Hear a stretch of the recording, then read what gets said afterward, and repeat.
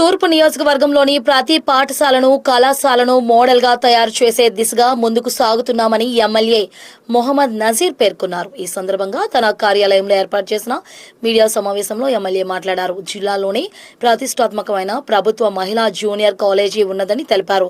దశాబ్ద కాలంగా ఆ కాలేజీ అభివృద్ధి గురించి ఎవ్వరూ పట్టించుకోలేదని అన్నారు. కూటమి ప్రభుత్వం ఏర్పడిన 2 సంవత్సరాల కాలంలో 68 లక్షలతో కాలేజీలో కావాల్సిన నిత్యావసర వసతులను ఏర్పాటు చేశామని తెలిపారు. మంత్రి నారా లోకేష్ ఆధ్వర్యంలో నియోజకవర్గంలోని విద్యాలయాలను కళాశాలను నిరంతరం పర్యవేక్షిస్తూ వాటికి కావాల్సిన మౌలిక అభివృద్ధి కార్యక్రమాలపై ప్రత్యేక దృష్టి పెట్టామని చెప్పారు.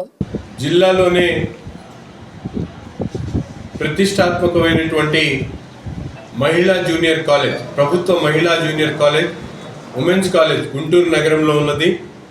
దానికి దాదాపు దశాబ్ద కాలంగా దాని అభివృద్ధిని పట్టించుకున్నటువంటి పరిస్థితులు ఉంటే ఈరోజు కూటమి ప్రభుత్వం ఏర్పడినటువంటి 2 సంవత్సరాల కాలంలో 68 లక్షలు పెట్టి కనీసం టాయిలెట్స్ కూడా లేనటువంటి పరిస్థితులు ఉంటే శాసనసభ్యుడిగా ఆ కాలేజీలో ఇప్పటికి 68 లక్షల రూపాయలతో టాయిలెట్స్ నిర్మించేటువంటి కార్యక్రమంతో పాటు ఈరోజు గౌరవ కలెక్టర్ గారి చొరవతో ముఖ్యంగా డిఎంఎఫ్ ద్వారా 31 లక్షల రూపాయలు శాంక్షన్ చేసి ఆ గ్రౌండ్ వర్షం వస్తే నిండిపోయేటువంటి ప్రమాదం ఉంది కాబట్టి ఆ గ్రౌండ్ ఫిల్లింగ్ చేసేటువంటి కార్యక్రమం, అలాగే డ్రైన్స్ని ఏర్పాటు చేయడానికి 31 లక్షల రూపాయలు శాంక్షన్ చేయడం జరిగింది.